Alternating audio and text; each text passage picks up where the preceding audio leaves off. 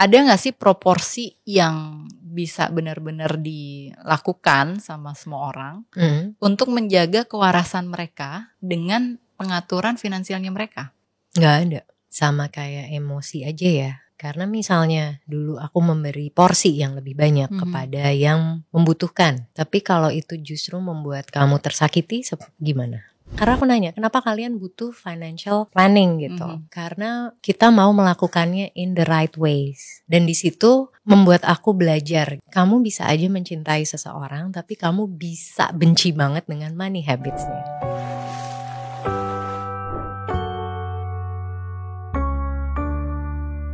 Hai semuanya, aku Samantha Elsener. Kali ini udah ada kedatangan tamu di Relate Podcast yang dulunya pernah jadi gadis sampul, cantik jelita, tapi sekarang sudah ahli profesi jadi financial planner atau financial advisor atau konsultan keuangan yang pokoknya mukanya tuh selalu ada di mana-mana dengan konten-kontennya yang cakep-cakep dan selalu edukatif. Kita sambut dulu Alia Natasha. Hai. Tepuk tangan dulu semua ya. Anggap di sini ada 2.000 orang gitu. Oh ya, selalu kita butuh audience ya. Ya, lagi konser kan. Apa kabar Kak? Baik, alhamdulillah. Kamu sendiri gimana kabarnya? Aku dibaik-baikin aja lah. Oke, semua memang harus gitu ya jawaban di depan kamera. Yang penting kita menebar energi positif ya nggak sih? Betul. Aku senang banget kamu udah datang, bisa menyempatkan waktu akhirnya berjodoh. Akhirnya berjodoh. Jadi kamu ada masalah apa nih yang mau dibahas ke orangnya? Loh kok hostnya berganti? Oke, aku punya masalah finansial nih gitu. Tolong dikasih exit plan-nya ya. Panjang nanti. Oke. Kamu kesibukannya apa aja sekarang? Kesibukannya sekarang masih memberi beberapa konsultasi. Tapi lebih aktif sekarang banyak training dan workshop ya. Gitu. Ya kita pernah ngasih training bareng ya. Udah setahun aja. Oke. Ya. Jadi kalau dulu sebelum jadi konsultan keuangan pribadi, itu aktivitasnya ngapain? Sebelum jadi konsultan itu kan dulu banget tuh aku jurnalis. Oh, sempat jadi jurnalis. Sempat. Udah tahu. Passion. Gelora usia 20-an ya, mengejar passion. Tapi in the end ternyata dipaksa awalnya masuk ke dunia perbankan. Tapi ternyata justru dunia perbankan mengenalkan aku ke karir profesional yang semakin lama ditekuni, ternyata bisa menjadi passion. Oke, jadi inline ya. Ya, tapi dulu tuh aku ngerasa kalau passion tuh harus kayak hobi yang kamu suka. Tapi ternyata passion tuh bisa sesuatu yang tumbuh because kamu menumbuhkannya. Iya benar. Kamu berhasil mendedikasikan waktu, mau belajar di situ, dan ternyata bisa membuat nama dan income dari situ. Itu yang dibutuhkan kan? Iya. Kapan sih waktu titik baliknya mau memutuskan enggak gue berhenti kerja kantoran aja, gue alih profesi jadi konsultan keuangan? Jadi titik baliknya itu adalah ketika menjadi working mom, pas anak pertama, pengen punya anak kedua. Oke. So goalsnya itu memang pengen punya 2 anak. Cuma kok udah gap year hampir 4 tahun, gak berhasil nih gitu. Kita juga coba ke dokter untuk nanya-nanya gitu. Dokternya juga bilang kalau kamu pernah bisa melahirkan secara normal, seharusnya kamu tidak butuh program-program lainnya. Tapi caranya mungkin yang kamu sekarang tanpa kamu sadarin adalah tubuh kamu itu menerima terlalu banyak stres. Karena ternyata banyak di luar sana working mom itu denial kalau tubuhnya stres. Karena katanya pikiran doang nih yang ada stres. Tapi karena kesibukan kita, tuntutan pekerjaan, akhirnya stres yang diterima tubuh kita itu ternormalisasi. Dan baru disadarin kayak, oh bener ya kayak gitu. Dan at that time pas mau hamil anak kedua tuh usiaku juga tidak remaja belia lagi ya gitu. Jadi kayak udah mid-30s gitu. Kayak it's now or never. I see. Di situ kamu belajar kamu tidak bisa punya semuanya. Dan kamu harus belajar kalau kamu mau sesuatu, mungkin kamu harus let go hal yang lainnya. Jadi per 2017, berarti tahun ke-8 ya, aku resign. 2017 tuh? 2017 Oktober. Oke, udah akhir tahun. Ya Libra gitulah masa resignnya. Masa labil ya. Tapi after resign juga menikmati banget. Waktu itu muncul terminologi mama cantik antar anak. Nah itu 2018. Menikmati sampai akhirnya bisa hamil, lahir. Mungkin baru masuk ke dunia konsultansi dan pede lah. Dulu tuh aku selalu merasa aku gak bisa nih ngapa-ngapain kalau gak kerja. Jadi mental block sebagai karyawannya tuh tinggi banget. Kayak who am I tanpa pekerjaan ini, tanpa kantor ini, karena kantornya bergengsi kan. Oh ya pasti. Ya tapi maksud aku ternyata yang baru aku sadarin juga, pekerjaan itu menjadi identitas kamu. Jadi ketika melepaskan semuanya, aku sempat merasa self value-nya tuh rendah banget, nggak pede ketemu orang, sedih, apalagi kayak ngeliatin Instagram yang teman-teman kamu mulai dipromot atau lagi ada bisnis trip atau di hijack ke perusahaan mana gitu. Aku selalu bertanya, kalau aku masih kerja nih aku ada di mana ya gitu. Tapi akhirnya di 2020 dipaksa tepatnya sama Andika Diskartes untuk memberanikan diri jadi financial consultant. Oke. Panjang ya ternyata. Terus main ke rumah gue. Terus nyampe. Iya. Jadi aku tuh ketemu kamu pertama kali justru pas lagi lihat rumah ya. Lagi cari-cari rumah loh kok gitu. Itu 2021. 21 apa 22. Jadi sebelumnya gini, tahun 2020 itu Andika Diskartes membuat sebuah majalah namanya Value, dan Samantha menulis salah satu artikelnya. Aku masih ada. Jadi tapi kita gak pernah ketemu. Gak pernah. Sampai one day ada 2 hal yang bikin aku ketemu Samantha. Satu adalah anakku butuh terapi. Karena masa-masa COVID itu kita juga agak kebingungan gimana caranya tumbuh kembang anak di situasi yang keterbatasan ruang, keterbatasan interaksi sosial. Dan akhirnya suamiku sih yang nganterin anakku tepatnya untuk terapi. Baru yang kedua kali aku sama agen properti nyari rumah. Loh kok ini rumahnya, kok dia yang keluar. Dan akhirnya justru kita berteman ya sampai sekarang. Jadinya berteman. Suka jalan pagi. Kalau peran jadi ibu bekerja itu kan emang berat ya. Semua orang tuh tahu banget gitu. Tapi pada saat kamu alih profesi, apa sih proses adaptasi yang paling susah? Gak punya income. Nah, jadi ternyata buat aku punya income itu juga part of identity. Jadi income, posisi di karir itu sesuatu yang berat banget ketika itu hilang buat aku. Karena itu menyimbolkan status sama power. Jujur-jujuran ya. Iya. Dengan uang dan gaji yang lumayan gitu. Setiap bulannya aku punya opsi dan kebebasan. Dan stability kan? Yes. Jadi buat aku punya pilihan untuk membeli sesuatu anytime aku mau, menentukan apapun itu kan butuh uang. Dan ketika tidak memiliki income itu berat banget.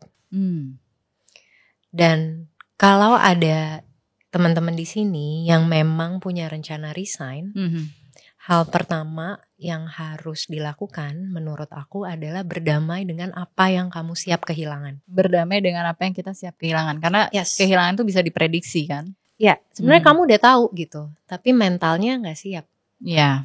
Terutama menjadi ibu. Walaupun suami kamu mencukupi ataupun mungkin memberi lebih. Tapi apa yang kamu punya sendiri, apa yang kamu bangun dan itu hilang, itu akan bikin kamu lumayan kena mental menurut aku. Apalagi kalau gajinya lumayan besar kan. Iya sih, saya ingat posisi itu ingat kan. Pernah soalnya. Terus yang kedua, kalau kamu mau resign itu, carilah memang support system ataupun komunitas yang baru. Oke. Karena akan susah kamu berdamai dengan orang-orang yang masih kerja kantoran. Kamu butuh nih lingkungan baru yang menerima kamu, siapapun kamu saat itu. Oke. Dan di situ aku ngerti, ketemu teman-teman yang baru, ibu-ibu baru, ibu-ibu yang udah ngelepasin karir dan segala macamnya, itu tempat yang aman buat aku. Oke. Buat your insecurities ya gitu. Yeah. Dan yang ketiga, I wish banget buat, ini mungkin salah satu tips parenting yang bisa kita ajarin ke anak-anak kita. Ya. One day kalau kamu perempuan, mungkin kamu akan punya career break. Ketika kamu harus melepaskan misalnya karir kamu, pendidikan kamu, kamu bagaimana menyikapinya. Dan I wish ada yang bilang, one day kalau kamu jadi ibu, dan kamu mau berhenti dari pekerjaan, ini loh yang bisa kamu siapkan. Karena pada waktu itu aku lebih sibuk melihat apa yang hilang dibanding apa yang bisa aku lakukan dengan waktuku, dengan anakku. Jadi kayak lebih sibuk mengasihani diri sendiri dibanding padahal banyak banget loh yang pengen punya waktu lebih sama anaknya gitu. Iya sih. Jadi untuk berdamai dengan itu menurut aku penting banget. Supaya kita juga nyaman ngejalanin profesi yang baru kan. Yes. Kalau enggak kita akan ngeliat dan ngebandingin, ya wis gue masih kerja di kantor itu, ya kan. So anyway, setelah jadi konsultan keuangan, sudah berdikari, bekerja mandiri gitu kan, warawiri, event demi event, training demi training. Kayak kamu ya. Dan banyak klien yang konsultasi juga. Apa sih cerita yang paling berkesan gitu tentang orang-orang mengelola duitnya? Yang paling berkesan buat aku dari konsultasi itu sebenarnya aku juga banyak belajar. Karena kliennya kan bervariasi nih. Variasi banget kan. Dari 20-an, 30-an, 40-an dan 50-an gitu. Dan ternyata mereka itu cuma sama-sama pengen punya opsi yang lebih. Dan opsinya, tujuan baiknya adalah sebenarnya punya uang berapapun, nomor satu itu yang dipikirkan adalah orang lain. Karena hampir semua klienku perempuan ya. Oke, catat ya, hampir semua klien kamu perempuan. Ya, katakanlah misalnya ada 100 klien gitu. Ya. Yang laki-laki itu hanya 5 dan itu couple. Oke, karena diajak istrinya. Atau mereka as in couple. Jadi ada 2 yang memang suaminya pengen doing consultation as a couple, tapi dia ingin lebih memahami point of view dari perempuan. Oke. Dan itu nice. Itu it's a very nice. Ya. Jadi itu salah satu hadiah yang dijanjikan kepada istrinya setelah mereka menikah. Mau banget lagi. Jadi aku kagum banget loh. Sebenarnya ini couple-nya Gen Z soalnya, Sam. So no they are wonder. more willing, openness. Kayak lebih peduli untuk ngurusin keluarga yang tepat tuh kayak gini. Yes. Seperti mereka presentasi konsep kenapa gue mau menikah sama pasangannya gitu kan. Yes. Jadi itu 2 pasangan ini eye opener banget buat aku gitu. Kalian kan pinter nih karena dua-duanya profesional, pekerja gitu. Kenapa? Karena aku nanya, kenapa kalian butuh financial planning gitu? Karena kita mau melakukannya in the right ways. Karena ini masih bulan-bulan pertama kita menjadi pasangan, apa hal baik yang bisa kita lakukan.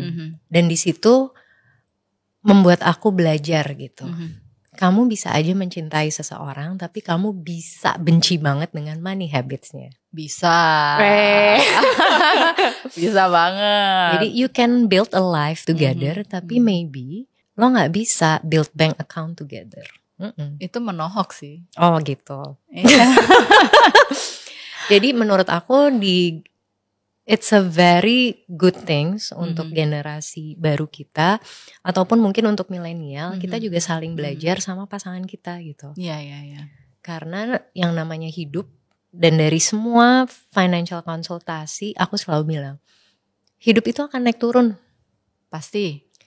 Cuma gimana cara kamu menyikapi ketika turun. Karena gak pernah ada yang mempersiapkannya.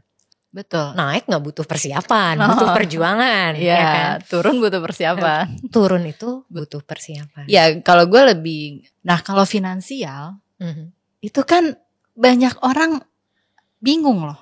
Maksudnya gue termasuk anak yang cukup beruntung karena bokap gue ngajarin. Gitu, dari kecil dibukain rekening, diajarin nulis gitu. Maksudnya pendapatan uang saku gitu ya. Kalau kecil kan uang saku ya.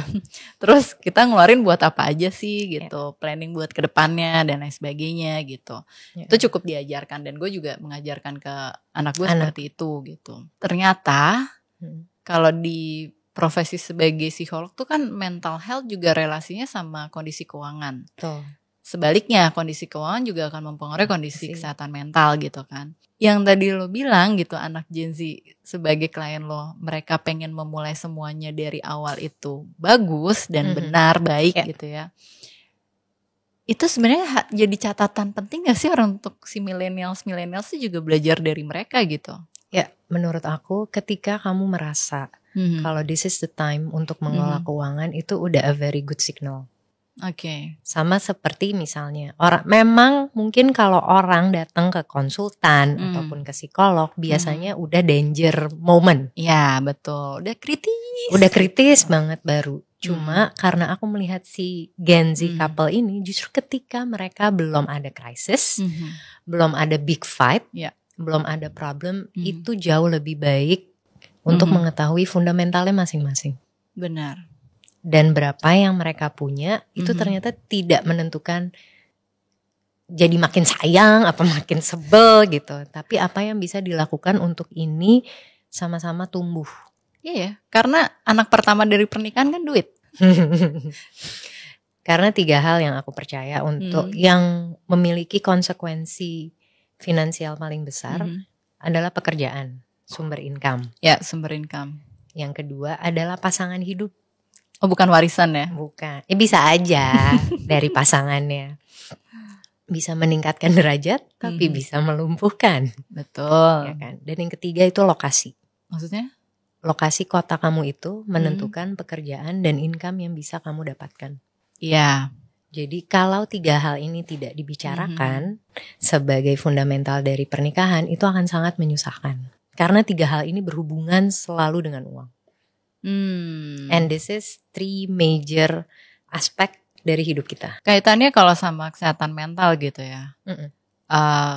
Itu kan mungkin hal sepele gitu ya. Orang yang dikasih warisan gitu, tiba-tiba jebret gede, tapi selama ini orang tuanya hidupnya sederhana gitu. Atau kebalikannya gitu. Kayaknya serba berkecukupan, berkelimpahan. Begitu orang tuanya meninggal banyak hutang. Gitu kan. Itu kan sangat mengganggu kondisi mental, kejiwaan kita gitu yang menghadapi yang jadi generasi. Karena mungkin kalau kita berdua tuh udah di usia yang cukup akan dapat warisan duit atau warisan hutang gitu kan dari orang tua. Itu gimana sih gitu sebagai kita yang millennials ini bisa menghadapi itu dengan lebih tangguh kali ya. Jadi dari manapun sebenarnya sumber uangnya, financial insecurity itu lahir dari ketidaktahuan kamu. Berapa jumlah uang yang bisa membuat hidup kamu tenang. Oke. Karena dikasih yang besar pun bisa jadi kamu tetap gak tenang. Dan jarang aku nanya selalu ke beberapa orang gitu. Do you know how much you need untuk punya financial security di kepala kamu? Katanya Timothy 8M.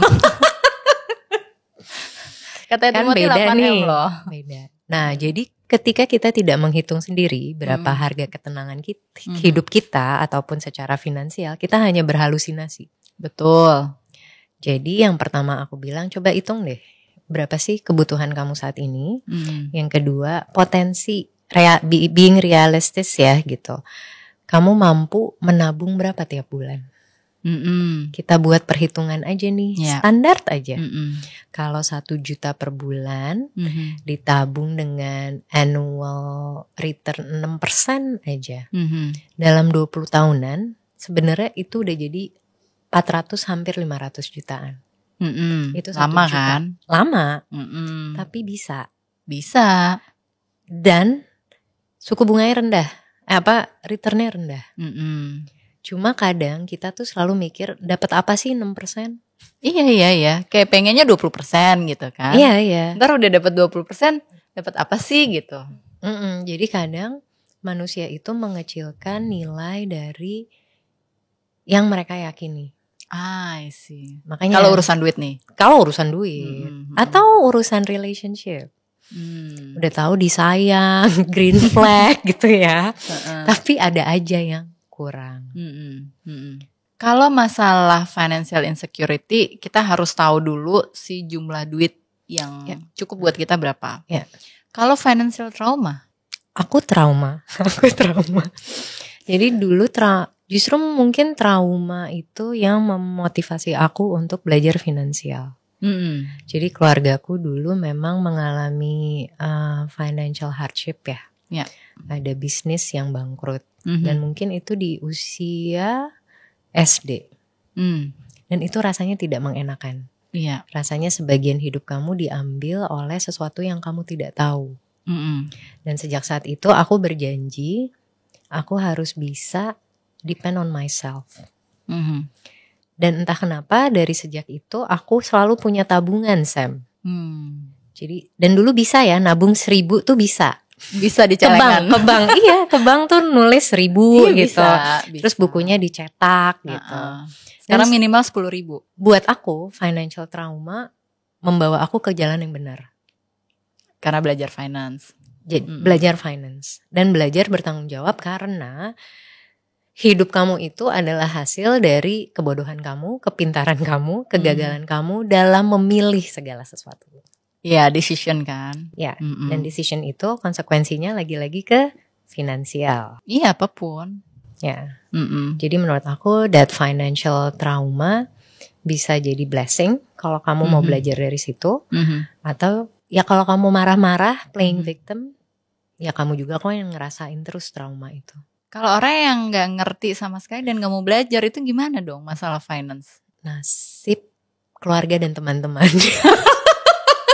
Bukan nasib sih dia yang bodoh ya. Karena biasanya dengan budaya Indonesia ini, in the end, orang-orang seperti itu tetap diterima. Maksudnya? Kalau kamu punya saudara yang seperti itu. Terus yang gak mau belajar nih. Yang gak mau belajar, gak mau bertanggung jawab, gak mau bekerja, males, apa you name it. Akan menjadi disupport sama keluarganya maksud lo gitu. Akan dikasih, minta berapa? 500 ya atau gak dikasih gitu. Tapi mungkin titip ya di rumahmu. Tinggal selamanya di situ. Bisa jadi atau dipindah-pindah gitu. Jadi ada budaya dari kita yang susah banget untuk seseorang memiliki boundaries. Tapi kalau di luar negeri bisa jadi malah bunuh diri orangnya loh. Pilihan. Di sini juga bisa, nggak usah di luar negeri. Iya juga sih gitu. Iya kan. Cuma dengan social norma, family values rata-rata begitulah terjadinya sandwich generation. Iya. Karena tidak ada limit itu dan mungkin kalau secara agama memang kamu memang harus belajar mengikhlaskan apa yang kamu punya dan membantu orang lebih banyak lagi. Terlepas kamu nggak bisa milih nih siapa yang pengen kamu bantu. Itu benar. langsung bijak sekali ya. Iya. Ini kita balik lagi nih, maksudnya ngomongin tentang kesehatan mental kaitannya sama kesehatan finansial kan. Ada gak sih proporsi yang bisa benar-benar dilakukan sama semua orang untuk menjaga kewarasan mereka dengan pengaturan finansialnya mereka? Gak ada. Proporsinya beda-beda. Gak ada rumusnya? Gak ada. Jadi gimana kalau menurut kamu? Sama kayak emosi aja ya. Karena misalnya dulu aku memberi porsi yang lebih banyak kepada yang membutuhkan. Tapi kalau itu justru membuat kamu tersakiti, gimana? Iya. Jadi kayak misalnya gini, kebutuhan pribadi itu berapa persen dari Kalau secara budget, charity atau sedekah itu 5-10%, tergantung income. Oh, bukan 2,5%. Bukan, sebenarnya baiknya kalau 2,5% kan zakat ya kak ya. Iya sih, ya belum kan? termasuk sedekah. Nah, dan tapi kan kayak mustahik zakat itu kamu bisa memilih. Ya. Bahkan keluarga pun bisa menjadi seseorang yang mustahik zakat nih gitu. Jadi menurut aku memang gak ada porsinya. Jadi kita spending misalnya kebutuhan makan gitu, itu tiap keluarga beda-beda, gak ada rumusnya. Beda-beda, gak ada. Tapi kalau mau pakai rumus ideal di 50%. Spending bulanan 50, 30, 20. 30-nya buat apa? 30-nya itu untuk tabungan dan investasi. Kalau Warren Buffett kebalikan kali ya, 50-nya di tabungan dan investasi. Cuma in this economy, apa iya kamu bisa hidup dari 50% itu sebagai kebutuhan. Tapi mall masih rame Kak? Rame, tapi nah this is good point. Apakah mall rame itu memang karena kemampuan atau tercipta dari hutang? Karena sekarang konsumsi masyarakat kita juga ditopang oleh banyaknya hutang, bukan dari income. Jadi katakanlah aku lupa sih datanya, cuma pinjaman online yang begitu besar jumlahnya itu sebagian digunakan untuk kebutuhan. Dan termasuk kalau dari beberapa survei, ini survei pribadi gitu ya. Kenapa orang tua mengambil pinjaman rata-rata buat uang pangkal atau misalnya tiba-tiba di PHK, terus harus restrukturisasi KPR, ngambil pinjaman lagi, refinance gitu ya. Yes. Pertanyaannya, apakah pergerakan ekonomi di mall itu memang sesuai gitu dengan pertumbuhan ekonomi kita? Atau nah, kenapa orang Indonesia habitnya kayak gitu? Kayaknya nggak cuma di sini sih. Memang yang namanya pinjaman online itu jadi suatu akses yang mudah. Menurut aku gak cuma orang Indonesia, tapi secara generation. Oke. Karena antara kita dengan orang tua kita, kemudahan memiliki kartu kredit ada di kita. Gen Z memiliki kemudahan dalam pinjaman online. Yeah. Jadi memang secara generasi diciptakan oleh aksesibilitas yang terlalu mudah. Itu benar. Aku pernah baca artikel tuh bilang sebenarnya salah satu kondisi krisis sekarang disebabkan juga karena perputaran duitnya baby boomers tuh nggak ada karena disimpan sama mereka.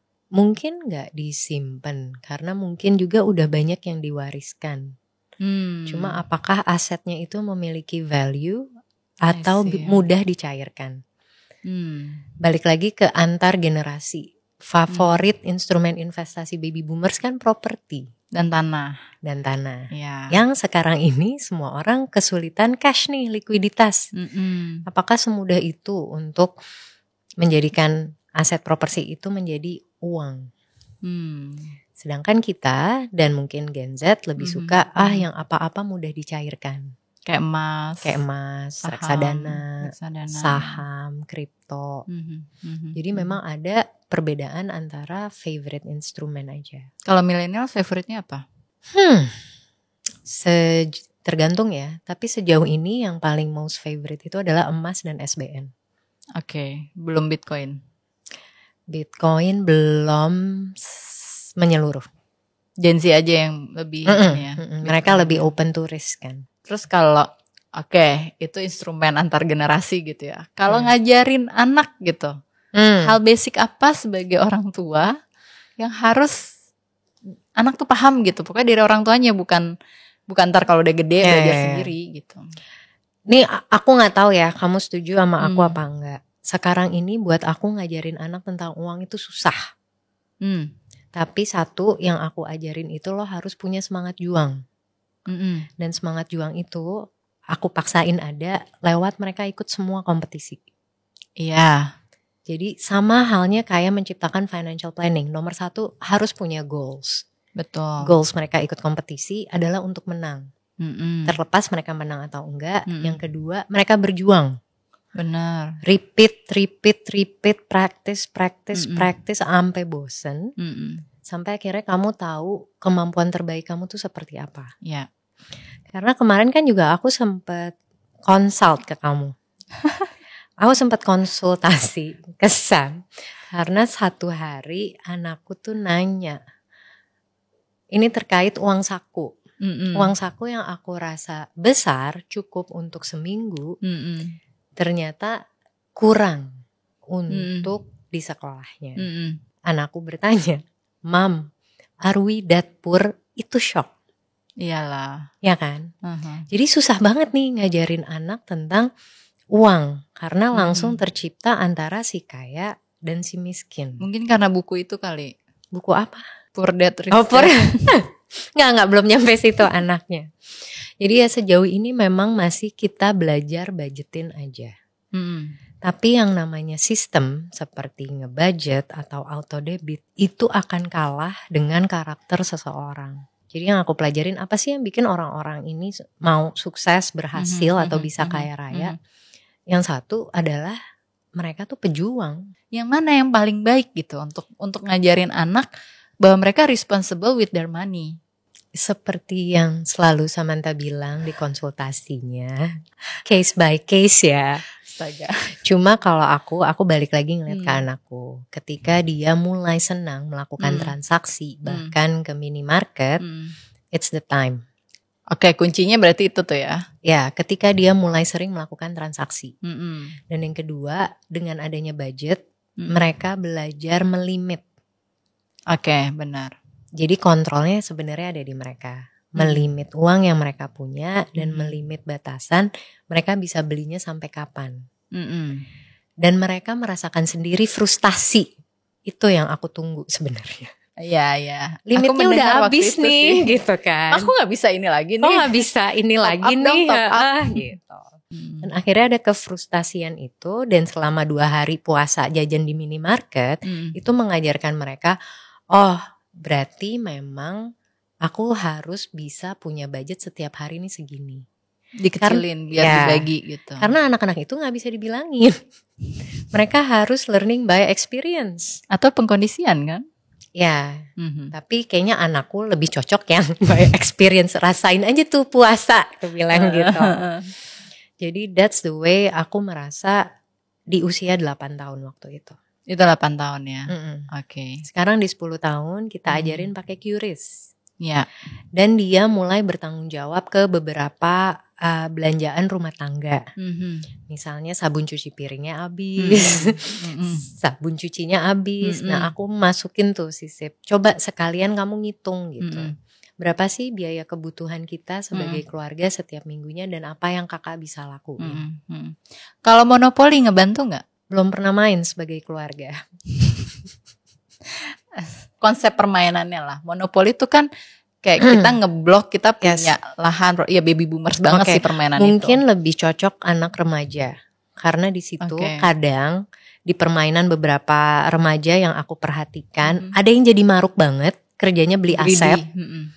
Atau sih kamu jadi miskin, ngebully. Jadi there's a lot of ways lah sebenarnya untuk belajar tentang uang. Tapi monopoli itu it's a good lesson kalau mau belajar beli aset.